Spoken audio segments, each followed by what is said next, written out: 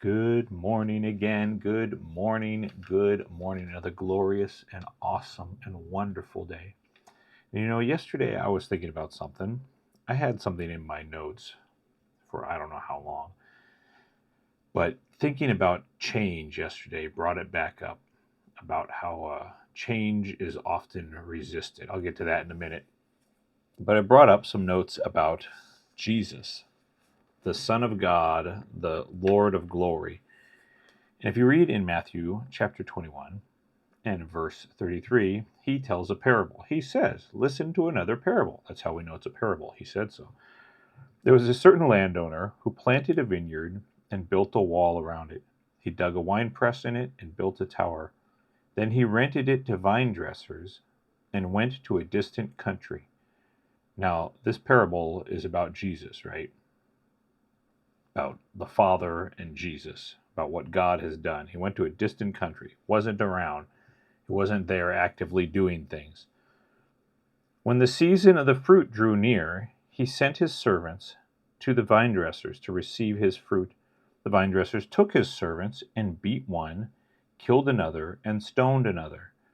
Again he sent other servants, more than the first, and they did likewise to them.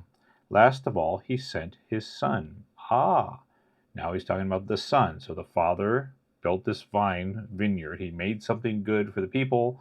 The people wouldn't produce fruit, he says. And so he says, I'm going to send my son. They will respect my son. But when the vine dressers saw his son, they said to themselves, this is the heir. Come, let us kill him and seize his inheritance. So they caught him, threw him out of the vineyard, and killed him. I've read that before, and I thought, they said, this is Jesus saying, this is a parable, but he's saying, basically, they recognized that he was the son and said, let's kill him. Let's kill the son of the master, of the creator. Let's try to seize his inheritance. Obviously, this isn't going to work. You don't seize the inheritance by killing the son of the owner, right? Just like you don't seize the inheritance of the earth by killing the Son of God. But that's what they did. They sought to crucify the Lord of glory, knowingly. And you have a second witness, I'll say, of knowingly seeking to crucify the Lord of glory.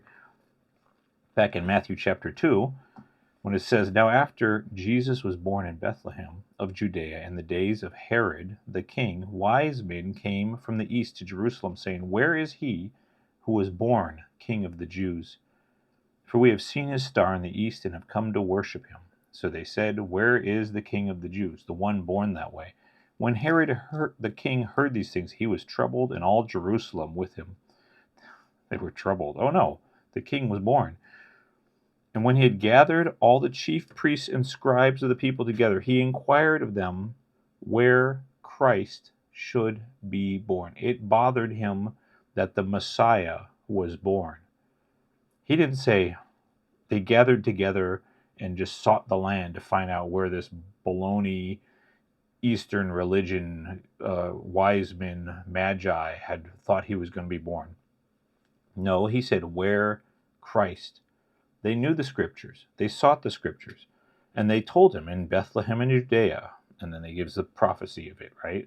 So then Herod tells the wise men, you go search it out, verify that it's the Christ, and come tell me, because I really want to worship him. Wink, wink. But it says later, what in verse 13 says, for Herod will seek the young child to kill him.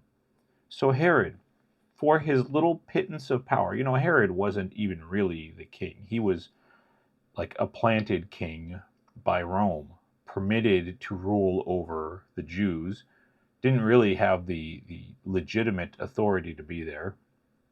He wanted so much to cling to that little pittance of temporary power, temporary carnal power, that he wanted to crucify the salvation of all mankind. That's basically what it comes down to. That is, I will say, pathetic. That's sad, but that puts things into perspective. If we want to resist the plan of God because of whatever, you could just I just, I always try and hunt for little examples, but I want to cling to this thing. This is my favoriteest pen. I don't want to lose this little thing that I love so much. No, no, no, no. God, don't take it from me, don't take it from me. That's kind of what Herod, just pitiful, pitiful. In fact, it says in 1 Corinthians 2:8, it says, none of the rulers of this age knew it.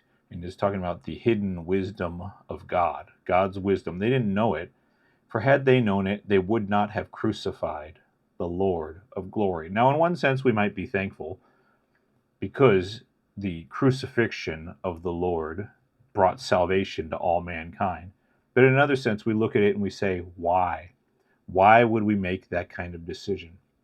And that's what comes back to what I was thinking about yesterday. Change equals growth. This was a John Maxwell saying. Change equals growth, or change equals grief. But ultimately, what I was thinking, ultimately change is challenged. And it seems, most specifically, that change that is ordained by God, things that are designed by God, that He influences men to bring good in His plan in the earth, are ardently challenged by the world, the flesh, and the devil. And specifically the devil and anyone who wants to yield to him, who clings to that little pen, and they want this natural, temporary thing, and aren't looking to and receiving that wisdom from God, the plans that God has for good. So it challenges me to say, hey, Lord, what change are you bringing, and how can I openly receive it? Be a conduit and a co-worker with your change. Amen. Be blessed.